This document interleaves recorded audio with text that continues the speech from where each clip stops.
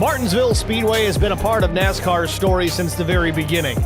On July 4th, 1947, more than 4,000 fans packed into a brand new half-mile dirt track in the Virginia foothills to witness one of NASCAR's earliest sanctioned races. Fonty Flock took the checkered flag that day, beating his brother Tim, Buck Baker, and even NASCAR founder Bill France Sr. Nearly 8 decades later, Martinsville remains the only track to appear on NASCAR's inaugural 1949 schedule that still hosts the Cup Series today. The famous paperclip-shaped layout has changed very little over the years. The dirt surface gave way to asphalt in 1955, and the now iconic concrete corners were added in 1976, creating the unique combination of grip, braking, bump-and-run racing that defines Martinsville. At just .526 miles, patience is measured in inches. Tempers flare in traffic, and every lap is a battle. Drivers slam on the brakes entering the flat corners, fight for every inch on corner exit, and after 500 laps, even the toughest machines rarely escape without a few scars. The reward for surviving it all? One of Motorsports' most iconic trophies, a grandfather clock. Tonight, the FourWide Motorsports Late Model Stock Tour takes on NASCAR's oldest active speedway. History, tradition, and short track intensity collide under the lights where every position must be earned and every mistake comes at a price. It's Race 10 at Martinsville. It's next on Track Limits Network.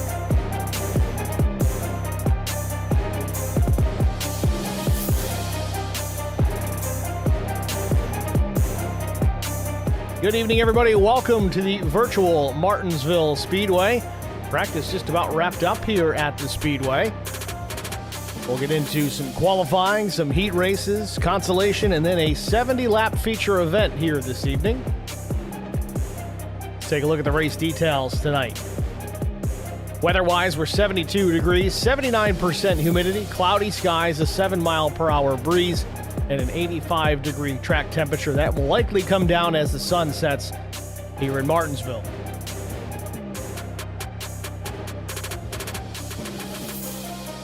Best time so far tonight, and they're not popping up. Interestingly enough, we're going to step aside here, get a really quick break out of the way. Maybe a little bit of a data issue as the cars aren't appearing on track either. So stay with us. We'll be right back after this.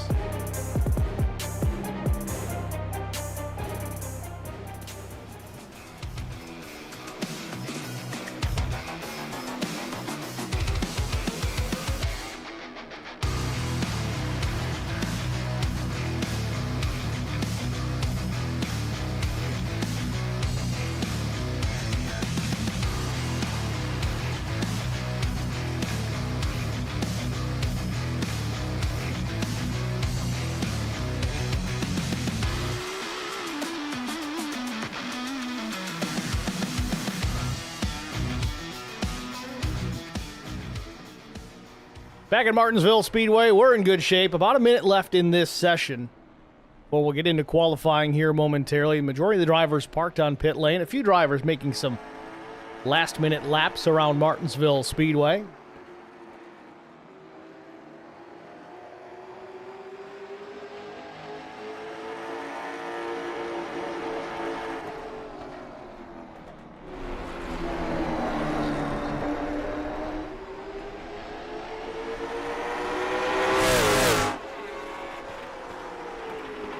Again, if you're just joining us, we're on tape delay here tonight. We're supposed to run this last night. Had a little family conflict.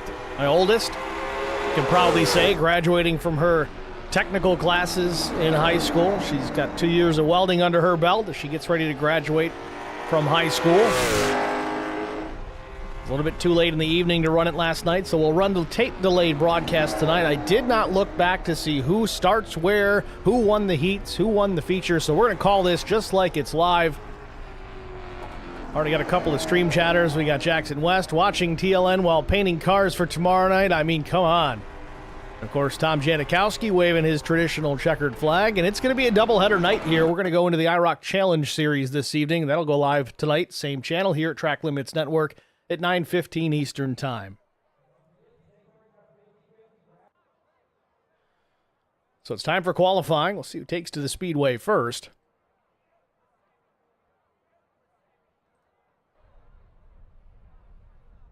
Looks like Chris Bingley may be the first one to jump in the race car, but we'll see if he rolls first. No, it'll be Gavin Grubbs first on the speedway.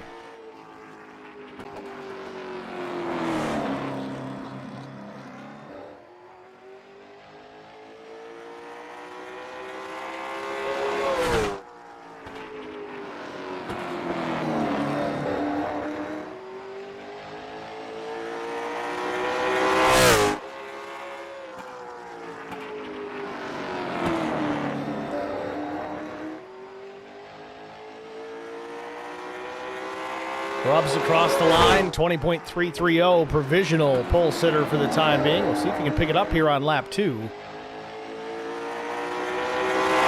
Drops down to 6th now as Hunter Carlson goes P1 with a 20.04. Oh, real loose for Grubbs, and he'll cross ends. And just make it across the line for lap 2, but it'll be invalidated. Hunter Carlson will finish up his second lap. Stands on that first lap time at 20.043, and then Cliff Mullins matches the time, but down to the 1,000th of a second. Still a little bit faster for the 44 as he'll park at P1. Now to Landon Brown. 5th quick his first lap.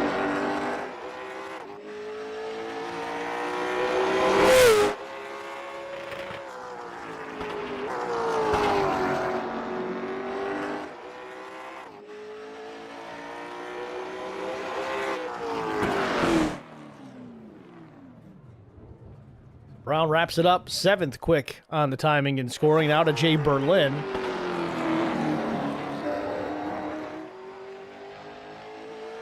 Checkered flag waving for Jay.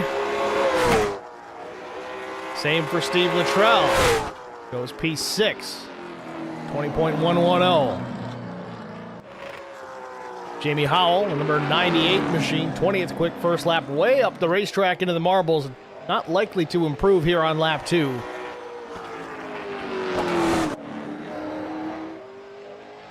Campbell 6th quick as Austin Pack goes to the top spot. 19th quick for Oberg. And Worthington doesn't get lap 2 completed. He's facing the wrong direction out of turn number 4. Now to Dan Jones. Tom Janikowski in the chat says these cars are so much fun to drive. You got to try them on a road course. Just for fun, even if you're not a road guy, take it to Lime Rock or something small like that. It's a really good place, honestly, to learn some car control and a little bit of road racing skill as well. Dan Jones, 9th quick. And Tommy, I think there is a road setup for these cars. At least there used to be.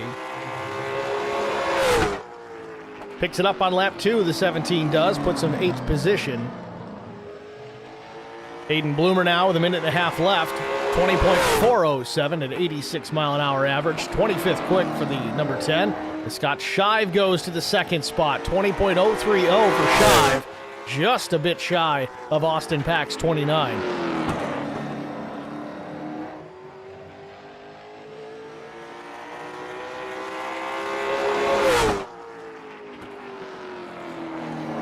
Bloomer will sit 20th here, 293. And what could be our last car to attempt to qualify here, Thomas Hall off of turn number 4. 21.378, big improvement, 20.691 for Hall. He'll park it in the 27th starting position. So that should wrap up qualifying here with about 45 seconds left. We're going to step aside, get a quick break out of the way, and we'll be back right after this.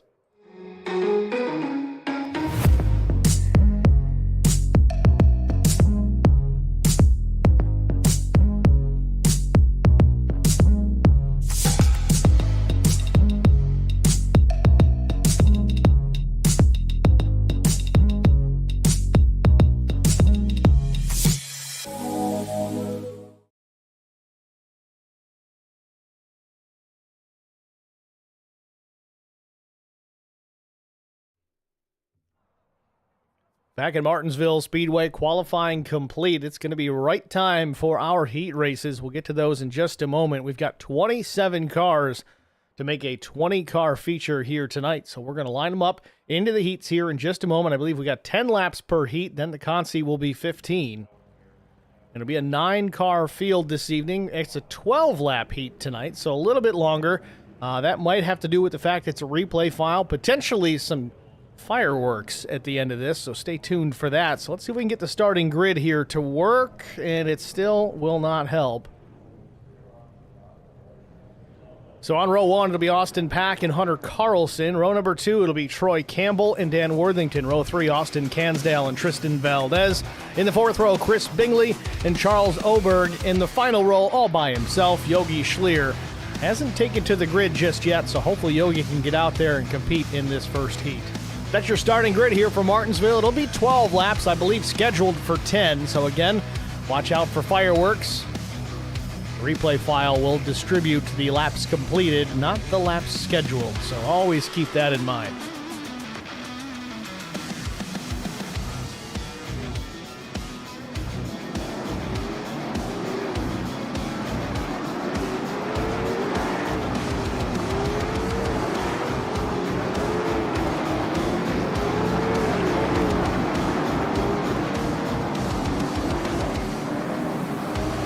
Be 2 laps behind the pace car before we get green flag racing here at Martinsville.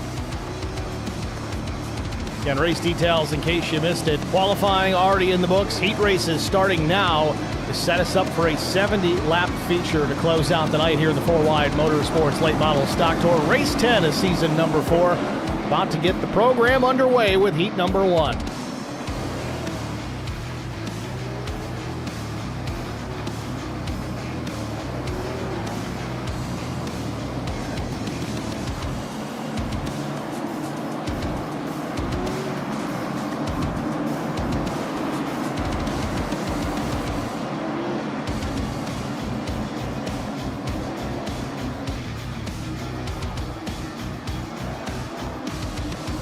I love seeing this few cars out here for a quick race. It's just got those Saturday night short track vibes, and that's exactly what we've got going on here as the pace car comes to pit road. Austin Pack, Hunter Carlson going to lead them to green here in heat number 1. There it is, green flag in the air, we're underway.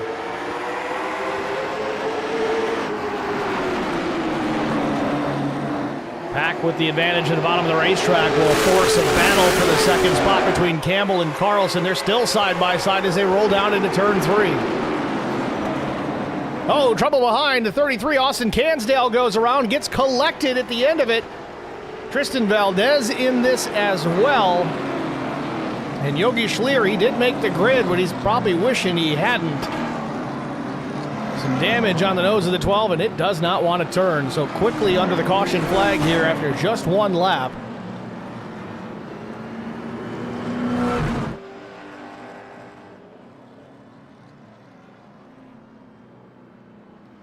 Want to make another note here. Unfortunately, we're going to have to try and catch these crashes as they happen because I can't go to the replay and get us back to where we need to be without ending the entire replay. That live button does just that. With a replay file, live means it's over.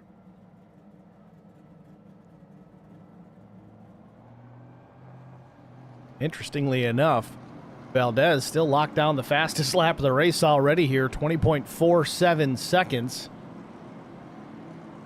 Now keep an eye on that number 96 machine tonight. Got some work to do here in this heat, and the laps, not a whole lot to work with.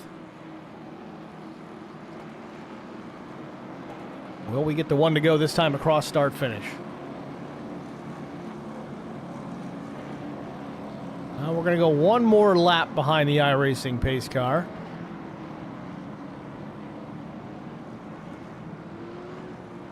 Tommy and Jackson, if you're still out there, spread the word. I know we're broadcasting much earlier in the evening than we typically do. Again, trying to back up against that window that we have prior to the IROC Challenge Series race coming up tonight at 9:15 Eastern.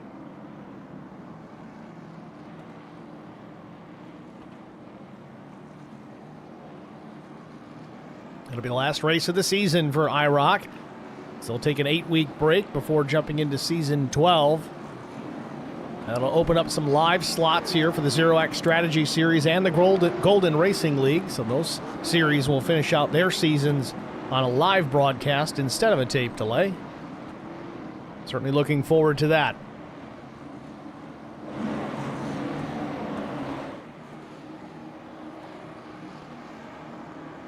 So we're lined back up. We're going to give it another go here as Yogi Schlier sits in pit lane with heavy damage to his number 12. So now we've shrunk it down to 8. Pace car heads to pit lane. It'll be Austin Pack, Troy Campbell on the front row as we're set to get back underway here from Martinsville in heat number 1.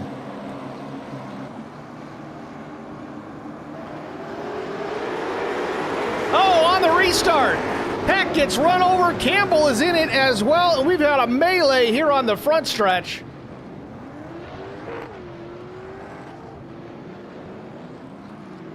Multiple drivers involved in that. I'll venture a guess more than half the field, and we only had 8 cars to work with to start with.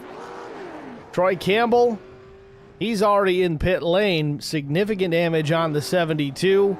Austin Pack made it back around, but if you look closely, there's some nose damage on the 81, and I'm wondering if his connection problems contributed to this. We saw it a little bit under the previous caution while he ran behind the pace car, losing connection. That happens on the initial start. All of a sudden he disappears. It might cause a force reaction out of the driver behind to hammer the throttle, and then all of a sudden Pack reappears. I don't know certainly that's what happened, but it certainly makes sense. And we'll go with the most likely explanation, tending to be the correct one.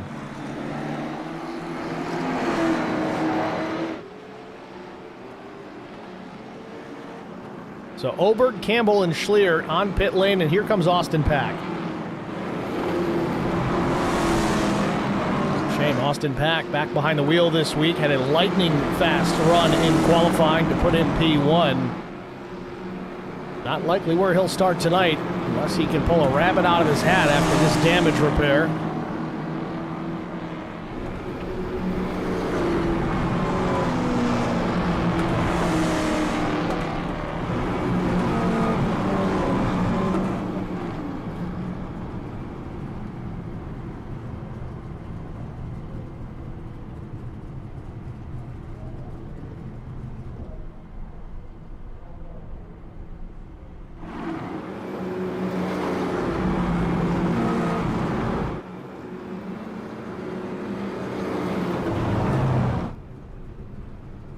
So Hunter Carlson looks to be going to the back here. I don't know if he's taking blame or if he's just re-indexing the steering wheel. May have had a problem there on the start, maybe some suspension damage. Now, a lot of these home wheelbases disconnect the wheel. You can, in some cases, re-index it, much like you do in a real race car. Others, not so much. I know my Fanatec Club Sport has just one keyway, so it can only go on a certain type of way, but others are a little bit more advanced. That could be the case for Hunter Carlson. Either way, he'll restart this race in the control position. P1, Dan Worthington to the outside. He's showing a little bit more damage than even Austin Pack had. We'll see how the 08 machine handles this restart as they're in turn 4, ready to get back underway. Green-white checkered attempt.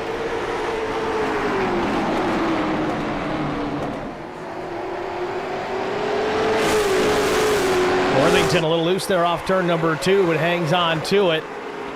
Carlson with the lead now into 3 and 4. Gonna look for the white flag here off turn number 4. Barney waves it, or he's supposed to, but he didn't.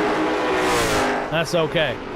We know it's the last lap. Hunter Carlson in command. Worthington still hangs on to second, but only for the time being as Chris Bingley to the inside, taking full advantage of the damage to the 08, but out of turn number 4 for the final time. Hunter Carlson will win heat number 1. Worthington will just edge past the 84 of Bingley for the second spot. Bingley, of course, will settle for P3 here in heat number 1. And man, what an exciting heat to start the night. So the results for heat number 1, and it's still not cooperating. We got all kinds of problems.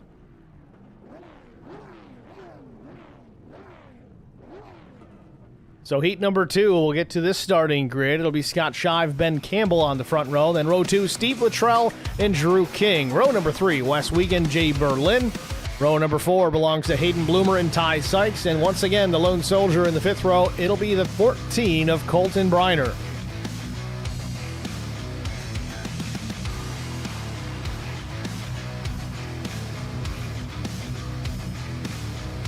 Again, heat number 2 scheduled for 10 laps. It appears that's the way it's going to run, much as we see very often in these heat race style races. Is one race tends to be pretty chaotic and the next tends to be a lot calmer. The drivers usually getting an opportunity to see how one race plays out, and it might adjust their strategies in their particular event.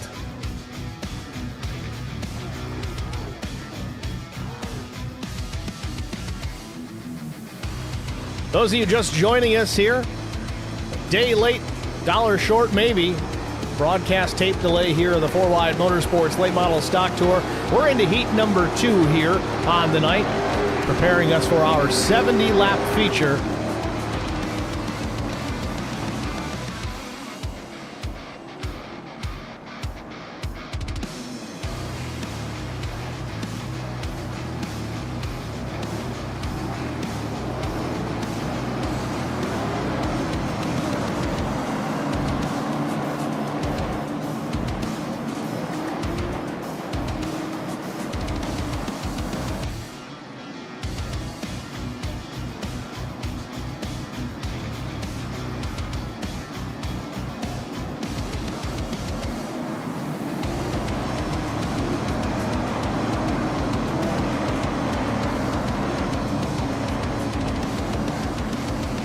Half a lap away from green flag racing here at heat number 2. Scott Shive, Ben Campbell out in front.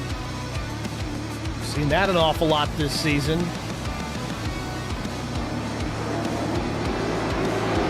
Here we go, we're ready to go racing.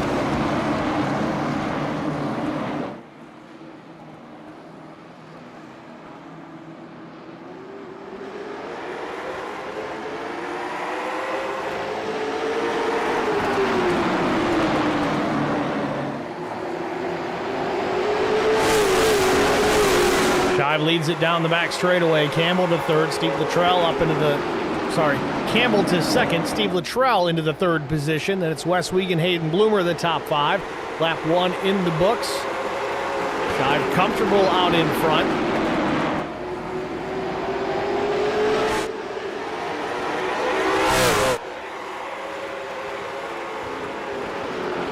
Shadows getting a little longer here in Martinsville as the sun continues to set. We'll end up running this feature under the lights, and we got trouble behind off turn number 4. It's Drew King and Jay Berlin around.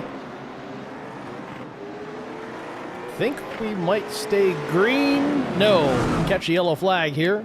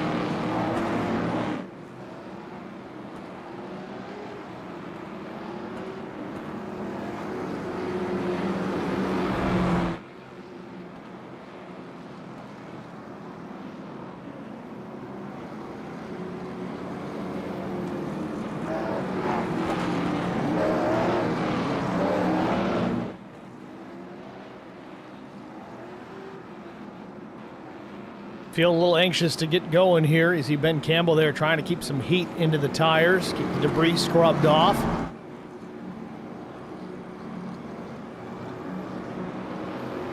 Gonna make one more trip here around Martinsville Speedway before we even get the one to go. Should set us up for a 4 or 5 lap shootout to the finish here in heat number 2.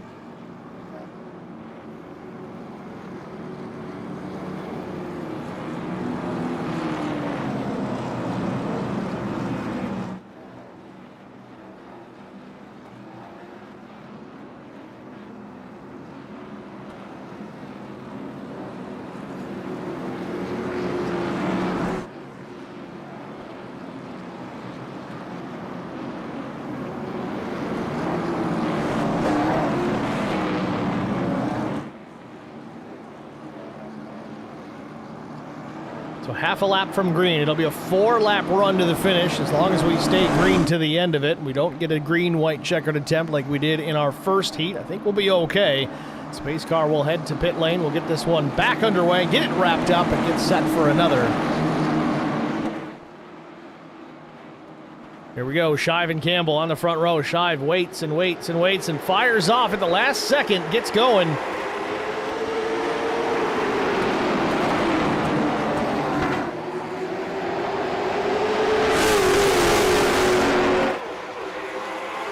Shive gets away, but now the battle for the second spot. Steve Luttrell gets to the inside. A big push there from Wes Wiegand to the back of Campbell. Gets him up out of the groove. Luttrell will take the second spot. Now Hayden Bloomer will be up to third position. Campbell going to try and battle back around. Wiegand still to the back bumper. To his inside is the 14 of Colton Briner.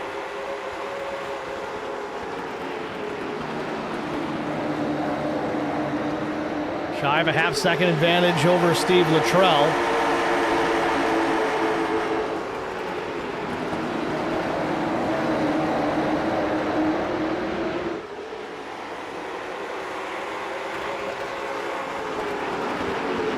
This is the battle on the racetrack still. Briner to the inside of Campbell. This is for the fourth position. One lap to go, though, for Scott Shive. One more circuit, and he'll have a heat win under his belt. Set him up in good position for our feature event. Briner settles in behind Campbell as Shive into 3 and 4 for the final time. Off-corner exit. Checkered flag waves for the 87. Steve Luttrell will come home in the second spot. Hayden Bloomer up 4 positions to finish in third.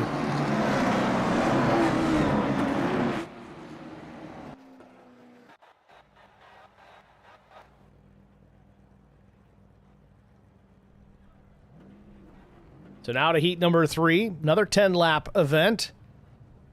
On the front row will be Cliff Mullins and John Lacey. In the second row, Dan Jones and Landon Brown. Row number 3, Dallas Sunderman and Dylan Larison. Row 4, Gavin Grubbs and Jamie Howell. And another lone row 5, Thomas Hall will start shotgun on the field in the 9th position.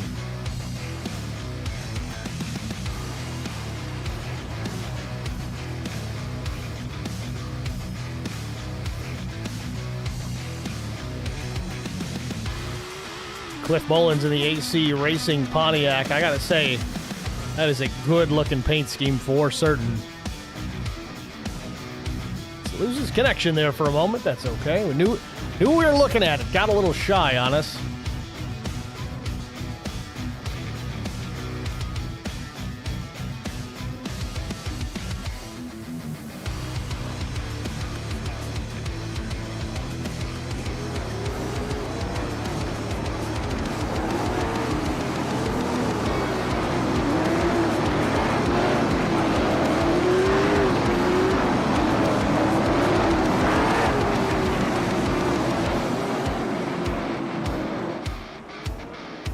Keep an eye on that 44. Having some connection issues here on these pace laps. Hopefully that doesn't persist. May run into a similar problem that we saw previously. Austin Pack lost connection at the start, or the restart for that matter, and collected about half the field of our only 9 cars that were on the speedway.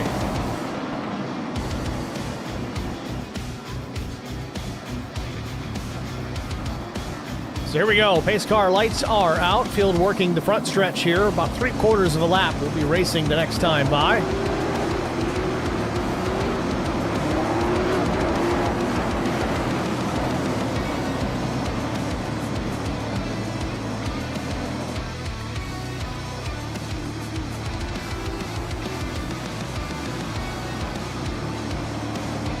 Pace car dives into turn 3 pit entrance.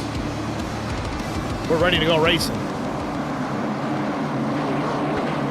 Mullins on the inside.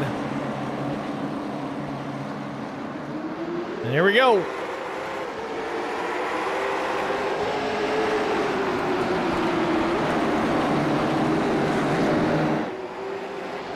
Mullins not quite clear of John Lacey out of turn number 2. They'll drag race into 3.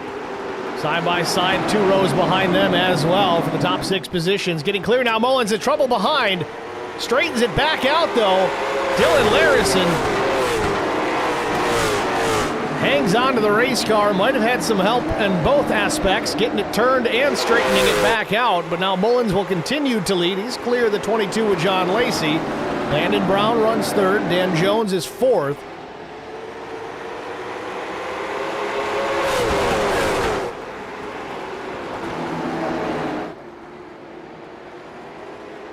Mullins just logging laps here. Eight laps to go here at Martinsville Speedway. Lacey runs second. Then is Landon Brown, Dan Jones, Dallas Sunderman the top five.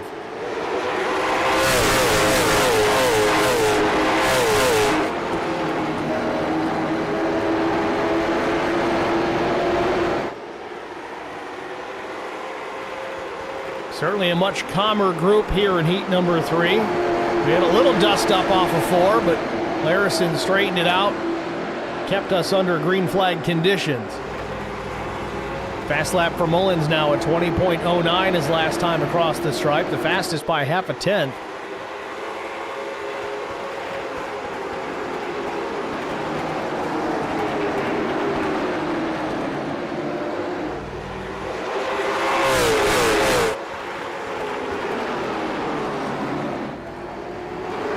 Gavin Grubb is trying to make some moves here on Thomas Hall. Hall in the 93, top of the racetrack. Down low, it's Gavin Grubbs in the white and red number 26. A little bit of damage on the nose of his machine. That may have something to do with the Dylan Larson machine getting crossed up. And now off turn 4, Thomas Hall had his hands full. He saves it too.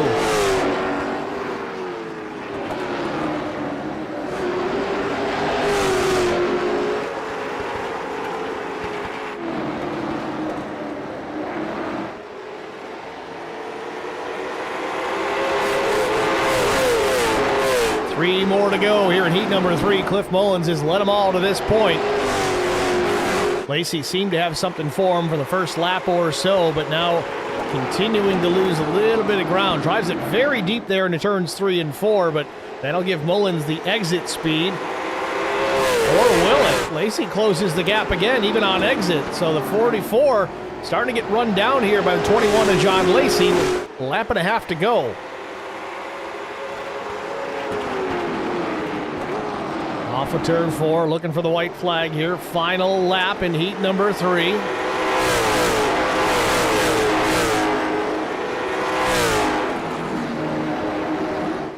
Two more corners for the 44 of Cliff Mullins. Lacey got there, but not fast enough. Not enough time left to do anything about it, but a solid second place finish in store for the 21 as Mullins will cross the stripe and win heat 3.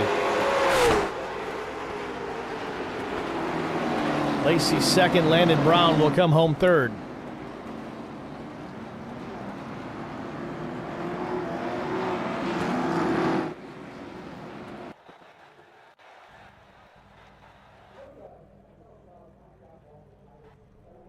So shadows continuing to lengthen here in Martinsville Speedway as we're set for our consolation race.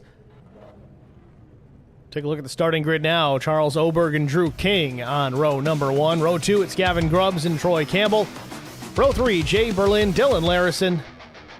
Row 4 will be Yogi Schlier and Ty Sykes, and Thomas Hall will round out the field again here in the 9th position in his number 93 machine. 15 laps the distance here in the consolation race. As some would call it, the LCQ.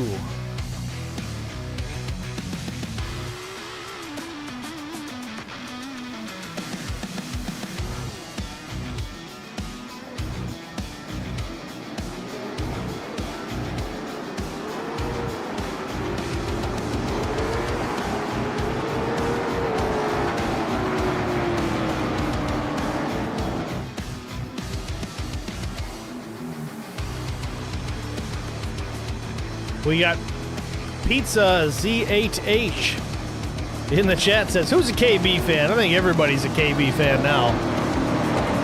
I certainly loved to hate him back in the day. He grew on me some more when he moved over to Childress, and now it's nothing but respect.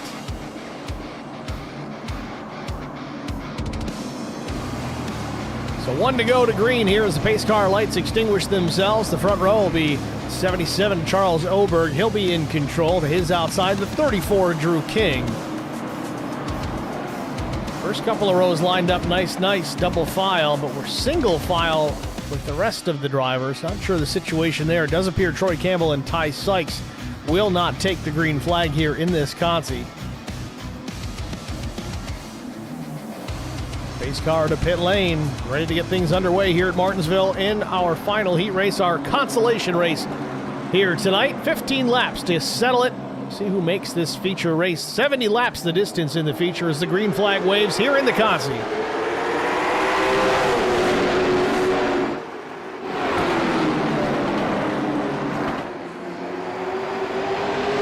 Big wiggle on Drew King off turn number 2. He straightens it out as Oberg gets away. Side by side behind Drew King, Larison and Grubbs for the third spot. They're out of turn number 4. Back to the stripe. 14 to go.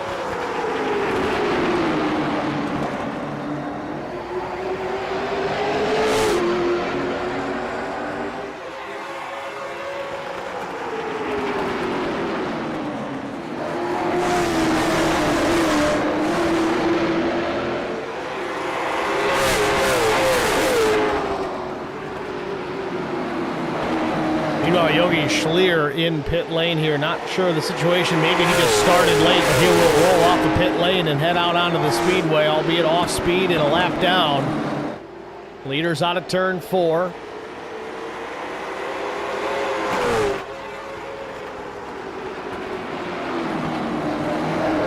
Grubbs and Larison going at it again. With the low lane, he has the advantage, but battling back up top, the 92 of Dylan Larison, now the 70 of Jay Berlin into the mix. That allows Grubbs to get away.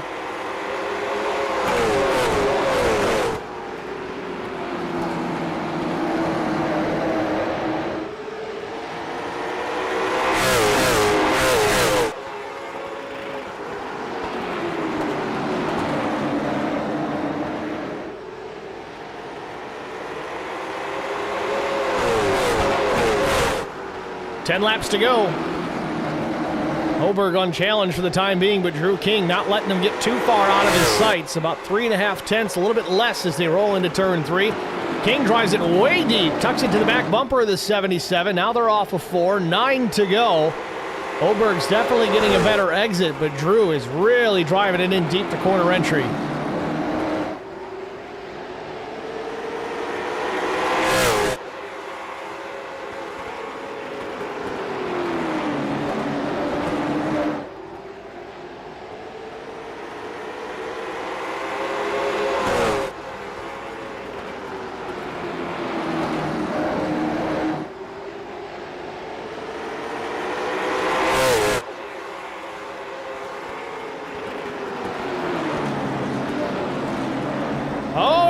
Up the racetrack with some contact from Drew King, the leader in the fence, and we are under caution.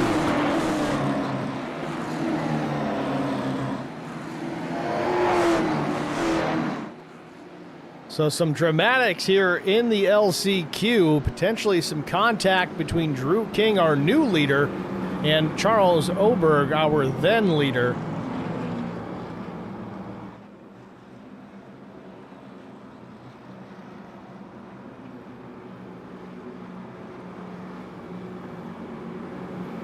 Again, folks, we're running this on a tape delay. I have no way to go back live if we go view that replay. At least I think we had him in the frame at the time.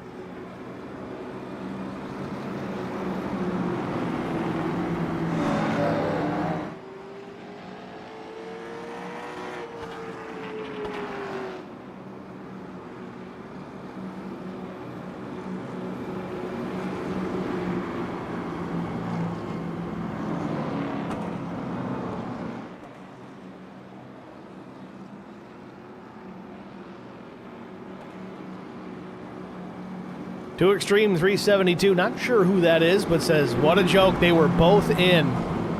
Referring to this being the LCQ, I think both drivers were in the transfer positions into the feature race. Now, at least for the time being, it's Drew King and Gavin Grubbs. Charles Oberg, definitely some damage showing on the number 77.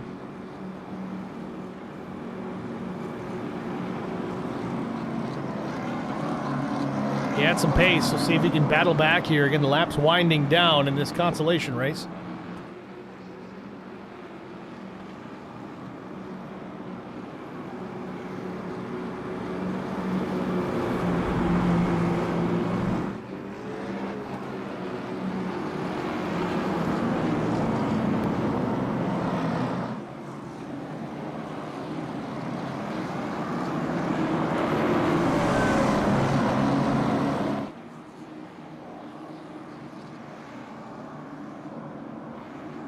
So we'll get the restart with 3 laps to go here at Martinsville in our LCQ. Pace car will head to pit lane.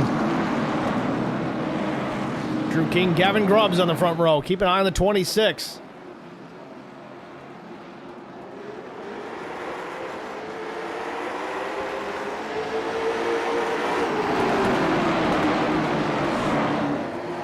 Grubbs now thought about getting to the bottom of the racetrack. Had to defend against the 92 O'Larison. Now he's clear into 3, but Dylan's going to drive it in deep and get just alongside enough to stop him, but the 92 goes around, straightens out again, much like we've seen already tonight, and I think we're going to stay green.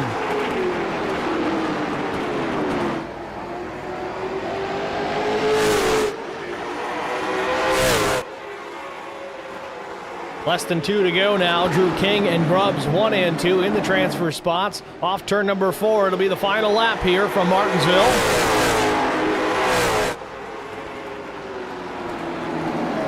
Gavin put the bumper to the 34 as he just settled for the transfer. But looking to the inside, Thomas Hall looking to make a run to the bottom of the racetrack. He wants in this race. Off at turn 4, though, it'll be Drew King taking the checkered flag. Gavin Grubbs will finish P2. Thomas Hall in 3rd.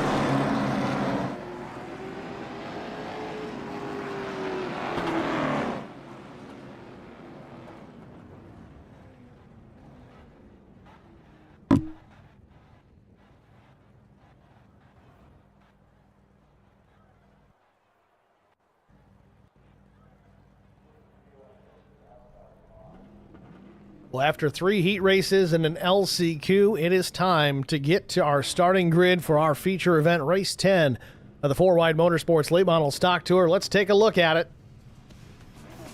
Of course.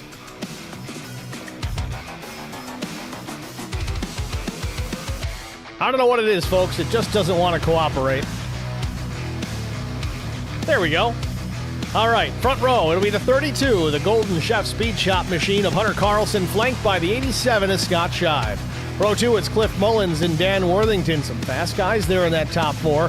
Don't count out Steve Luttrell and John Lacey either. They're in row 3. Fourth row will be Chris Bingley and Hayden Bloomer. Row 5, Landon Brown and Tristan Valdez. Ben Campbell and Dan Jones, 11th and 12th. 13th starter, the 33 of Austin Cansdale. 14th will be Colton Briner. Dallas Sunderman rolls off in the 15th spot. Austin Pack, a deep starting position for the fastest qualifier tonight. He'll roll 16th. Wes Wiegand will be 17th. 18th goes to Jamie Howell. Drew King and Gavin Grubbs rounding out the last 2 spots, 19th and 20th on the grid here tonight. Your starting grid here for Race 10 at the FourWide Motorsports Late Model Stock Tour. Field out onto the speedway now as we get set for green flag racing momentarily. Weather-wise, what's changed? It's cooler and more muggy and more cloudy, and the track temperature is down. 69-degree ambient, 95% humidity, partly cloudy skies, 7-mile-per-hour breeze. Track temp, 71 degrees Fahrenheit, optimum grip, low temperatures and moisture. It's going to make a lot of power here tonight. 70 laps, the distance to the finish here in our feature race.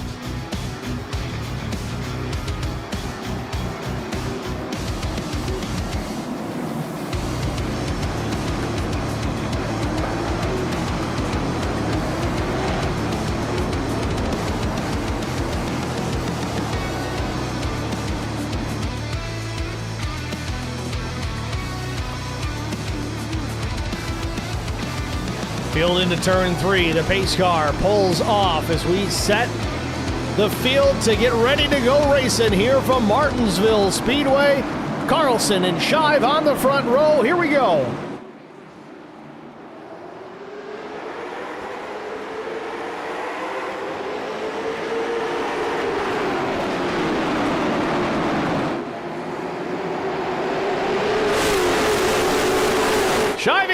and then Steve Luttrell.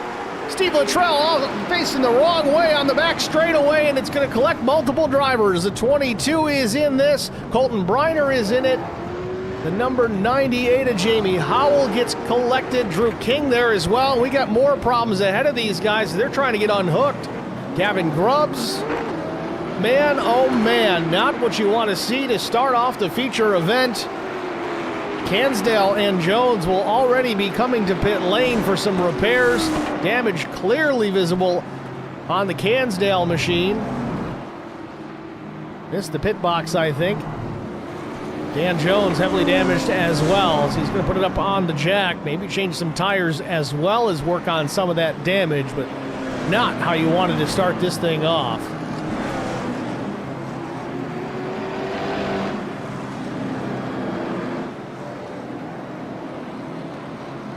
Oh boy.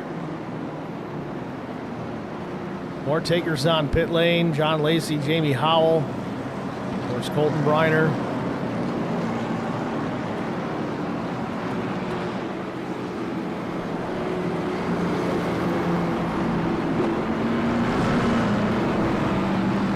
It's a phrase we have said and heard many a time over the years. If you're familiar with iRacing or really any kind of racing, you can't win it on lap one, but you can certainly throw it away.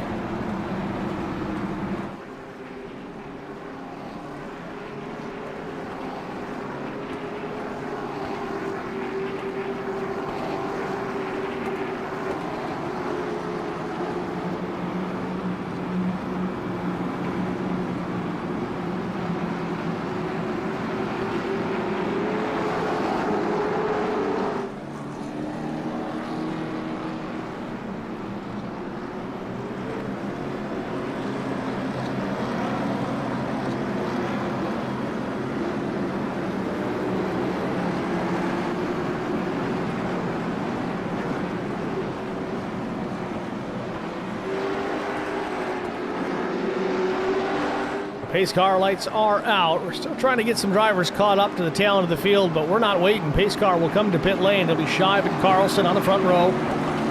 Row 2, Mullins and Worthington. Let's try it again, shall we?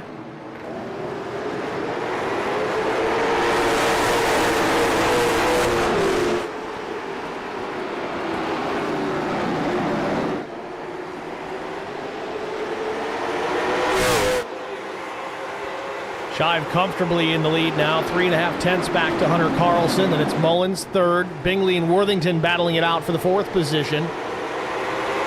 Bingley in the number 84 machine, that black Cadillac in the low side of the racetrack. He'll take this spot and opens the door for Hayden Bloomer to take it away. Worthington's got to try and get back down to the bottom here or find a way to make the top side fast.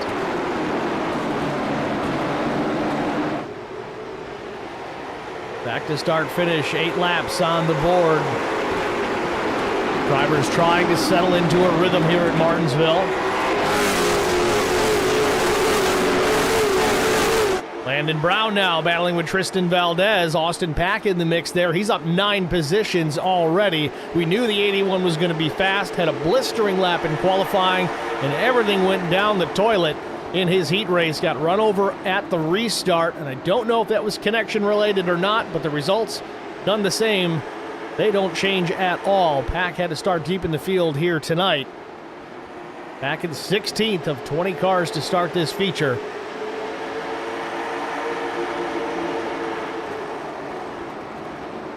Bloomer thought about going 3 wide. Big checkup there. Forces Tristan Valdez into the back bumper just a touch.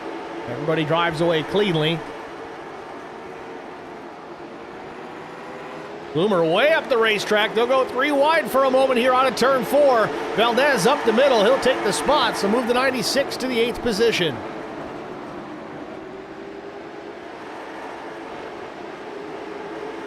Landon Brown, Chris Bingley now. Brown in the number 5, the Leadfoot TV machine.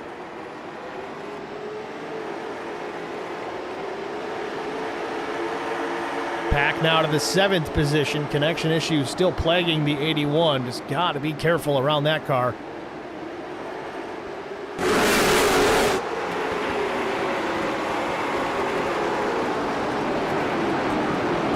Back now to 6th, just getting it around this place.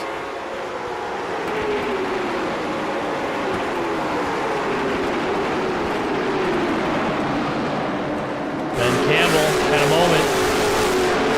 Crossed up off turn number 4, now back in the back straightaway, battling alongside the 33 of Austin Cansdale. This for 12th. Thought we had a moment on the speedway. We did not, just me panicking. Still a side-by-side battle here at Martinsville, and Wes Wiegand goes around. Oh, big-time trouble. Tristan Valdez gets caught out in it, too. In a parking lot here, the exit at turn 2, and we still got almost crashes. Colton Briner tried to sneak down on the bottom, and the 58 gets killed by the pace car. I think Colton Briner's in worse shape than we thought. After he left the scene, he got into the pit wall.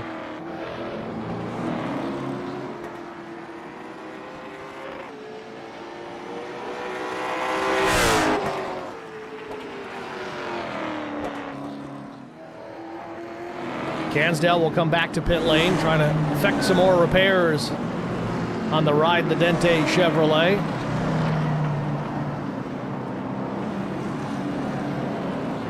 The 213 swimwear adorned on the side. Speaking of 213 swimwear, where virtual racing meets real-world style. Gear up with 213 Simware's sim racing apparel, perfect for representing your favorite league, team, or driver. Contact them at 213simware@gmail.com for inquiries. 213 Simware is the official apparel company for the FourWide Motorsports League. Angry Chef Designs is a premier iRacing paint shop owned and operated by Hunter Carlson, specializing in high-quality custom racing liveries. As the proud sponsor of the FourWide Motorsports Racing League, Angry Chef Designs brings creativity, precision, and passion to every design. From bold, aggressive styles to clean, professional schemes, each paint is crafted to help drivers stand out on track. With a commitment to detail and customer satisfaction, Angry Chef Designs delivers top-tier visuals that match the competitive spirit of sim racing. just a couple of the sponsors that help make this FourWide Motorsports late model stock tour operate. Certainly thank them for jumping on board and helping these guys out this season. Makes it all possible.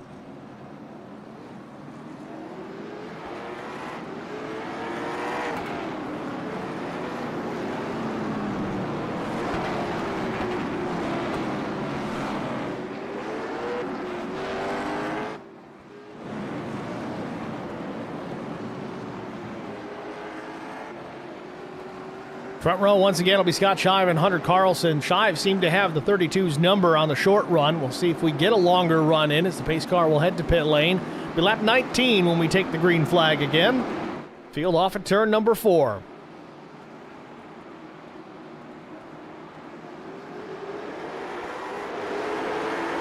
Bit of an adjustment for Shive there. His restart zone, it's not very predictable. He does kind of wait till the very bitter end and then goes a little early the next time, always mixing it up. Keep the guys behind you guessing, and it certainly paid off as he's out to a 0.4 of a second lead over second place that's contested now between Mullins and Hunter Carlson, or at least I say that. Carlson now battling for the 5th spot. They're 3 and 4 wide into turn number 1. Oh boy, here we go. Up the racetrack, Landon Brown hard into the wall, and we've got another caution here at Martinsville.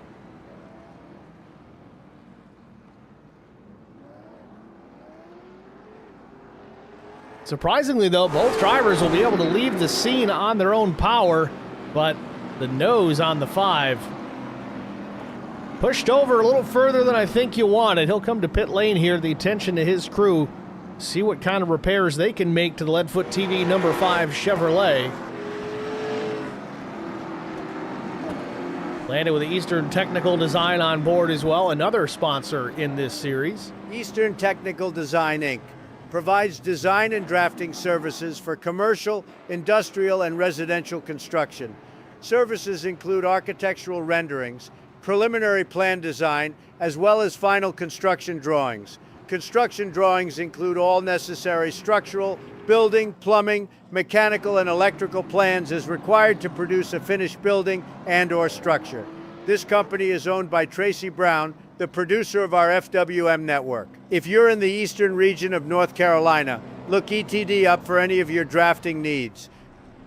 Golden Chef Speed Shop is your go-to iRacing setup shop for fast, affordable performance. Owned and operated by Chris Golden and Hunter Carlson, we're focused on giving every driver a competitive edge without breaking the bank. For just $5 per setup, we deliver reliable race-ready setups built for consistency, speed, and confidence on track. Whether you're racing for fun or chasing wins, Golden Chef Speed Shop provides quality tuning at the lowest price around. Fast, affordable, competitive. Golden Chef Speed Shop, performance you can trust. Working lap 23 behind the iRacing pace car, lights still adorned.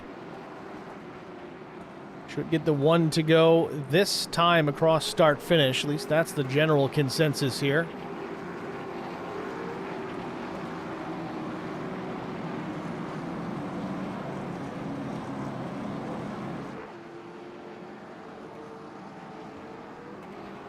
And out they go. So next time by, lap 25, and we get things back underway here at Martinsville. Our feature event here, 70-lap feature here in the FourWide Motorsports Late Model Stock Tour.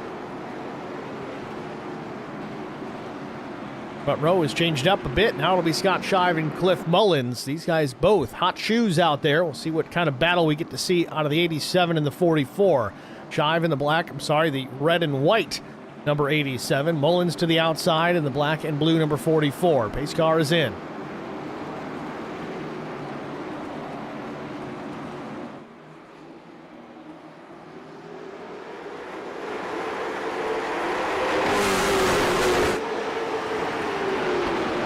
Shive gets the jump, but here comes Austin Pack. We forgot about him. Pack started 16th. He's now battling for the second spot with Mullins. Has the preferred lane into turn number 3. Hayden Bloomer going to take advantage. He'll follow the 81 through up the racetrack. Pack comfortable into the second position. The battle for third now, Mullins and Bloomer.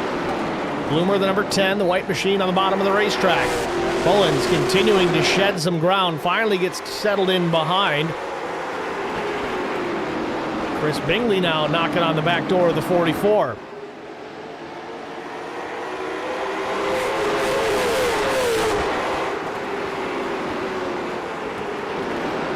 Tristan Valdez not willing to quit yet. Still some right front damage on that black number 96. He runs in the 9th position.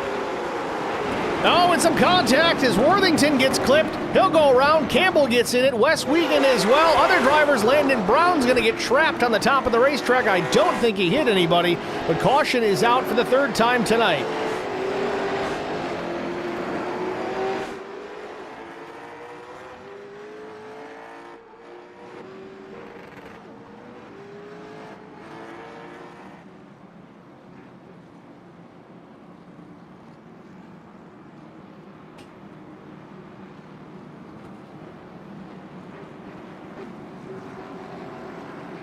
Well, as we work this caution, we're going to take another short break. Stay with us. We'll be back after this. Need insurance coverage that's built for speed? Frank Yea's office in South Charleston has your back. Whether you're blazing down the highway, protecting the home you've built, or setting up a legacy for your family, we've got the coverage you need. Auto, home, life, fast, simple, and made for you. Scan the QR code on your screen now to explore all our services and start a free quote today. Lock it in, save it for later, or call us at 304-744-7700 to get started.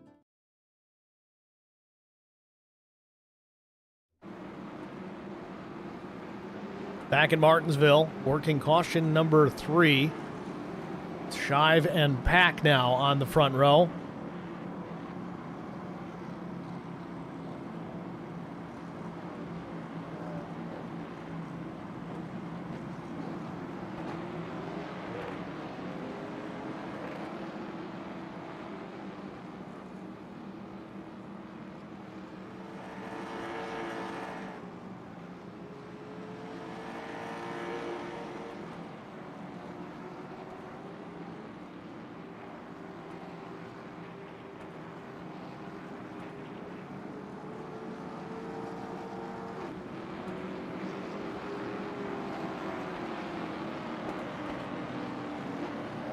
Pace car gives the 1-to-go signal to the field. Shive and Pack, front row starters here on this restart. Then it'll be Bloomer and Mullins.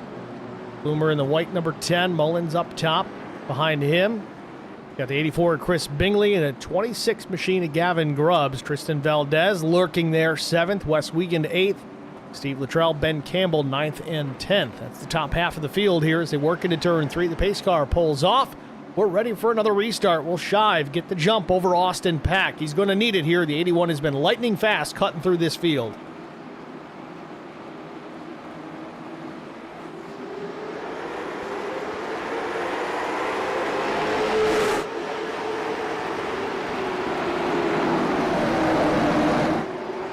Shive with the advantage out of turn number 2. Pack will ride in the tire tracks. Hayden Bloomer, Mullins, and Bingley the top 5.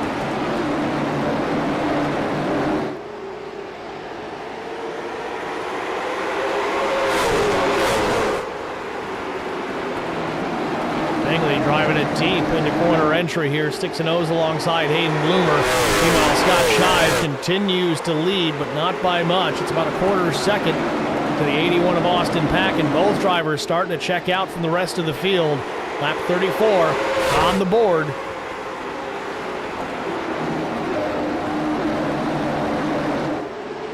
Oh, Tristan Valdez, a little crossed up there on turn number 2. Got rooted down to the bottom of the racetrack by Gavin Grubbs. Oh, and now Wes Wiegand gets turned. He's into the racetrack, barely misses the pit entry wall, hammers the outside wall, back into the groove. Driver's still trying to scatter.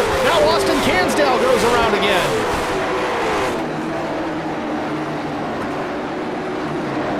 Wow, and we stay green.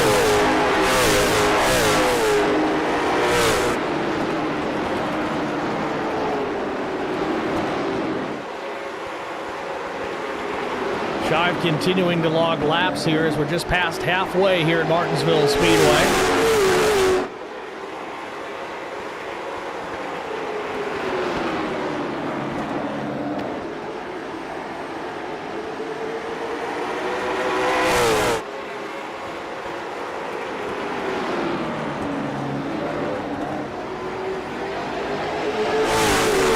Fastest car on the racetrack the last time by was the 44 of Cliff Mullins, who runs in third at 20.09. Leaders ran a 20.25 and a 20.20 respectively.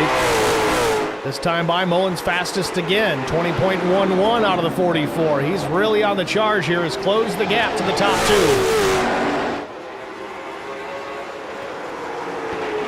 Gavin Grubbs and Bingley banging quarter panels out of turn number 2.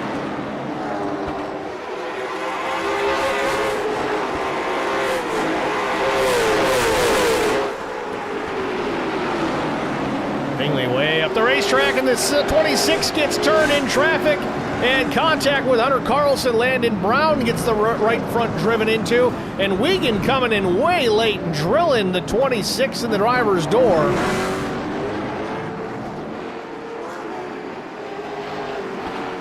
So 4th caution of the night here at Martinsville. We're going to step aside, get a break out of the way. We'll be back after this.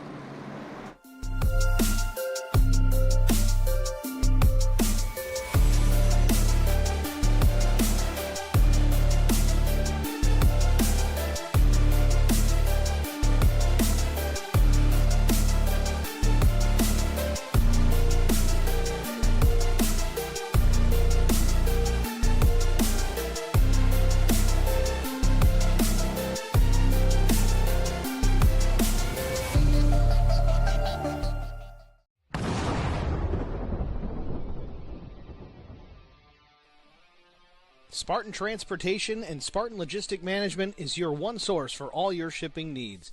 53-foot dry van shipments, auto transport shipments, full-service in-house brokerage, drop-lot facilities, just-in-time deliveries to all auto manufacturers, facilities in St. Louis, Missouri, Kansas City, Missouri, and Indianapolis, Indiana.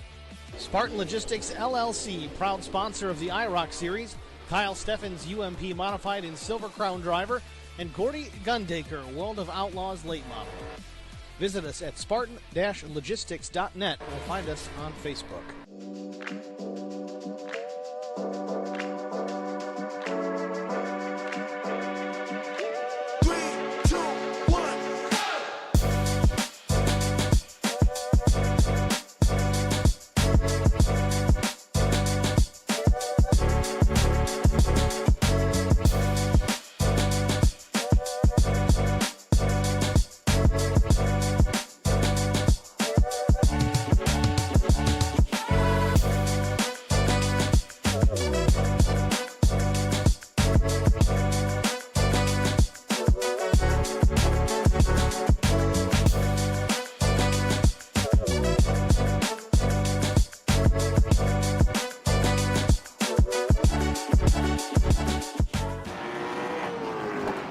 Back at Martinsville, 28 to go. It'll be 27 laps remaining when we get the green flag here in about a half a lap. The pace car pulls off.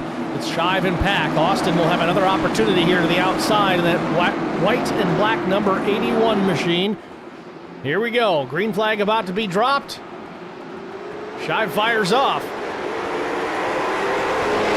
Good restart for Austin Pack there. Got the nose to the outside of the 87. He stays there through 1 and 2. Almost a hook to the 87 of Shive, but Scott gets away. He'll have the lead cleanly into turn 3. Oh, bumping and banging behind him, though. Chris Bingley gets rooted out to the bottom. I think that was with Tristan Valdez.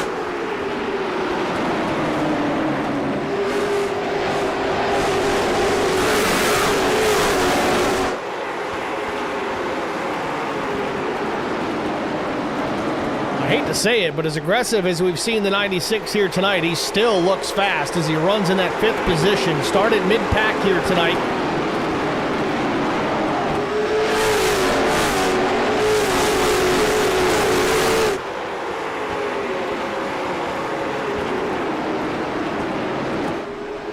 Field off at turn 4. 24 laps to go. Shive still leads.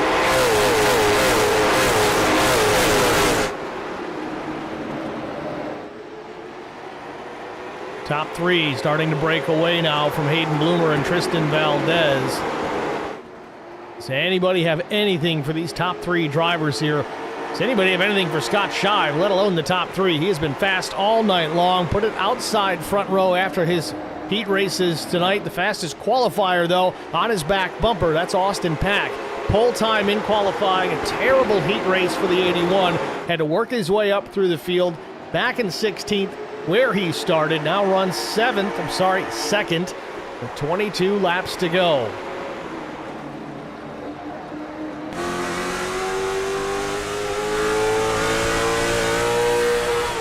Shive has led them all to this point.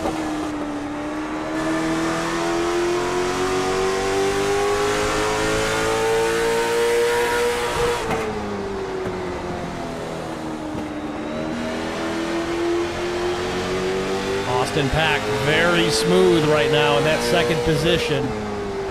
Just barely turning the wheel on entry. A little more mid-corner, kind of rolls to center.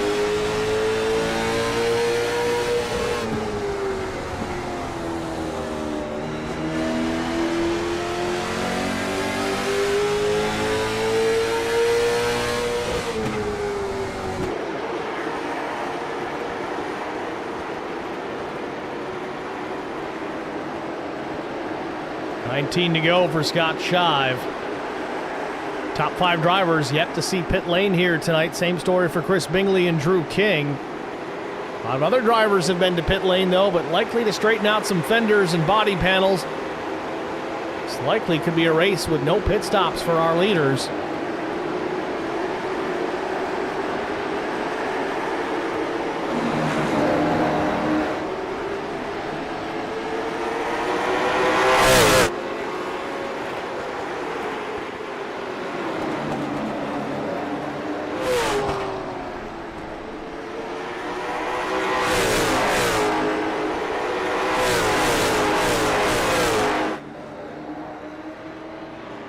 Lap time still, Austin Pack about 0.04 of a second quicker than the race leader. Might just be biding his time here, waiting for a mistake out of the 87 of Scott Shive, or for this race just to get closer to the end.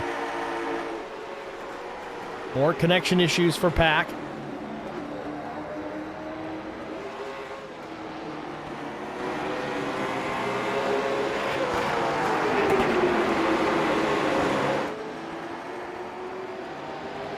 Just as we saw at the end of that last longer run, once Mullins gets some heat into the tires, he starts to run these top 2 drivers down. You can tell by the brakes. You can look at those rotors inside those wheels. They're definitely a little brighter than the top 2. Cliff Mullins using a bit more front brake than everybody else. Still laying down some quick laps, though. It'll be 14 to go as they cross the stripe. Scott Shive continues to lead.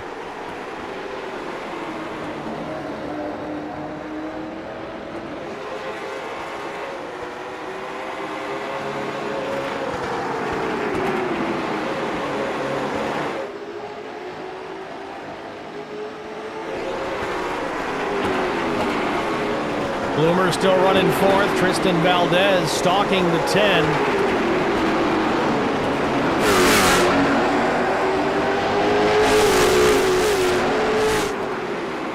Oh, the 22 a little squirrely on exit.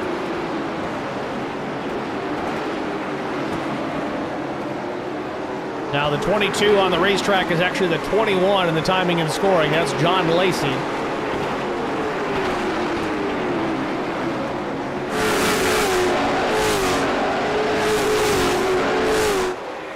Gavin Grubbs now battling with the 84, Chris Bingley.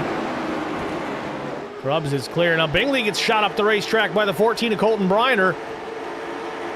Gets into the wall. The exit at turn number 4 will open the door to Dallas Sunderman. Sunderman in the 58 will take over the 11th position. Leaders back to the stripe here. It'll be 10 laps to go. Shive, Pack, Mullins still the top 3, and they are all bunched up together here in turns 1 and 2.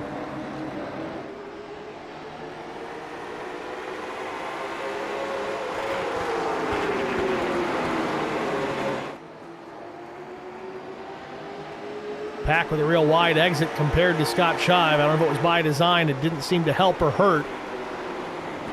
Still 2.5 tenths between the top 2. About the same from Pack back to Mullins. Hayden Bloomer hangs on to the 4th position. Tristan Valdez, though damaged, still running in 5th. But here comes Hunter Carlson. He's had to do some work tonight to get back up into contention. Now runs in the 6th spot. Steve Luttrell running 7th. Drew King in 8th. Gavin Grubbs 9th. John Lacey in the 10th spot.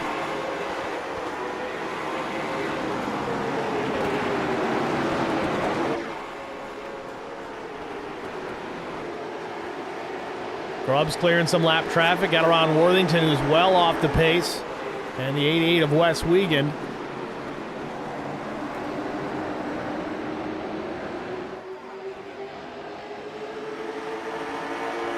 Three more miles for Scott Shive. Can he hold off Austin Pack all the way to the finish? Scott wanted to pick up some points this week over the 81 of Pack.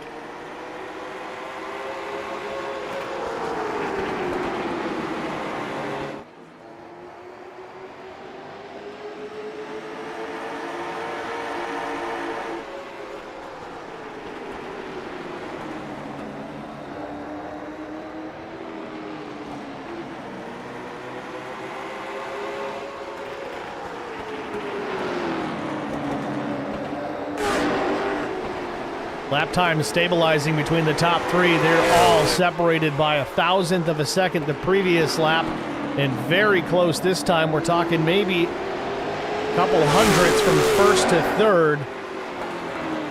Who's got anything left in the tank as far as making a run here to see if they can knock the 87 off the top spot? He's led every single lap tonight with 3 laps to go. Just a mile and a half left for the 87. Maybe can lock down a win here tonight.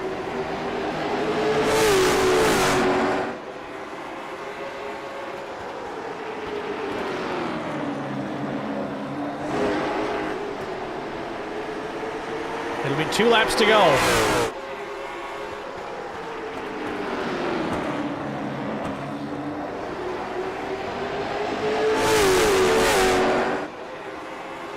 Scott Shive looking for the white. Doesn't want to get there after the yellow. He won't. White flag in the air. Final lap for Martinsville. Scott Shive trying to lead it green to checkers.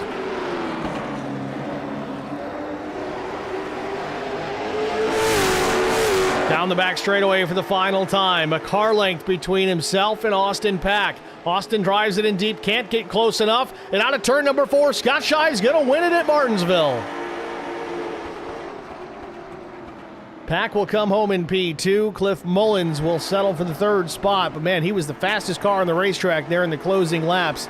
Last lap, almost a full 10th faster than both of our leaders.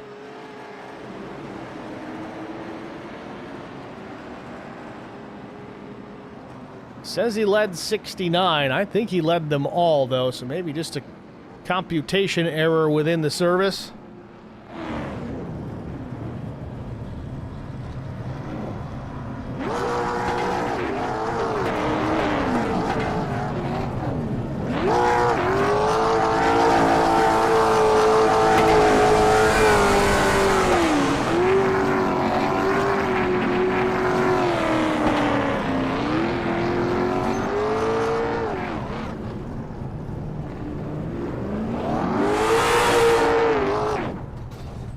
Shive tearing up the left front, first damage he's had all night long. But that'll do it for us here at Martinsville. We do have one driver available. Again, we're on a tape delay here tonight, so it doesn't necessarily line up with everybody's schedules. But we do have third place Cliff Mullins available for comment, so we'll see if we can get a word with him. We'll pull Cliff into the broadcast booth. He is in the waiting room. Let's see if he's willing to chat with us. We're just going to wing this here. Cliff, it's Steve with Track Limits Network. We saw you down in the waiting room. Did you want to chat about the race? Sure. You're cutting out a little bit, but we'll give it a shot. Cliff, congratulations, man. A third place run here tonight. You had a very fast race car. We saw that in the heats, but in the closing laps of the feature here this evening, you were really closing ground on Scott Shive and Austin Pack. In fact, it seemed at every lap you were faster than the both of them. Was there anything that you could have done differently, short of rooting those guys out of the way to maybe pick up a couple more spots? Yeah, I think that knowing that I'm part-time in this thing, kind of joining it late, those two are top of the point standings here in this league, and, they've been, doing it full-time. So I was trying to let them kind of race it out there a little bit and see what Austin could do with it. Right there, about 10 to go, I made a move trying to put the pressure on Austin, just like, hey, I feel like I need to get up there. I have something for him, but I was just letting those two race it out. Obviously point steal. I wasn't trying to get in the middle of it or anything like that, but I definitely put the pressure on there with about 10 to go. And then I just kind of overheated the right front a little bit and lost a little bit of ground. But then right there, last two laps, I think I started to pick it back up. The tires cooled back down and got back up there to them, but just ran out of time at that point. Really seemed like your car really started to come to life. Once you had a handful of laps on the tires, temperatures came up, air pressures came up. Was your car really set up for a long run this evening? It felt like, I think Hunter did a great job with this setup. Car's very drivable, raced well, could run whichever lane you wanted to. Outside wasn't really that good. I think if it had been a longer race and we could have got a lot more rubber on the bottom lane right there, I think the outside line would have come in there pretty good. But all in all, it was a good setup. So yeah, for me it was better on a long run. I try to save a lot of tire here. I'm notorious for killing my right front, especially at Martinsville being a home track for me, and just having the ability to just wrap the bottom as well as this thing did, and not really overheat the tires as much and not burning off as bad. I full on expected them to just kill their tires up there racing as hard as they were. I was just riding there for a while, and it just never happened. Next week, we roll into Irwindale Speedway. You mentioned you're kind of doing a part-time deal this season. We're going to see you next week? Yeah, the other league that I usually race on Wednesday nights is finished up this week. So, Monday night. Got my days mixed up. But my usual Monday night league wrapped up this week, so it gives me more of an opportunity to race these. So I'll probably try and finish out the season with these guys. I'm not entirely sure how many races they have left, but we'll definitely be there and running some more of these things. Well, there's 5 races left if you count next week. We're certainly looking forward to it, Cliff. A strong run here tonight, finishing P3. Who do you want to thank before we let you go? Yeah, got to give a big shout out to Adam Crozier and AC Racing Graphics for painting up this beautiful Trans Am on the car. I got to thank Midnight Performance, Pinnacle Trailer Sales, Curly's Guns, Low Drag Esports, C2X, all the guys here at FourWide for allowing me to come over here and run this thing. Hunter once again for the setup. My future wife Alicia, and my 2 kids, Jaren, Emily, they usually sit around and watch me do this stuff almost every night now at this point. So for them to support me in doing this stuff and letting me play video games all the time. So and then you for putting on the broadcast, man, you do a great job over here. All right, Cliff. Well, thanks for the kind words, man. Congratulations again, and maybe we'll see you next week at Irwindale. Yep, hopefully we will.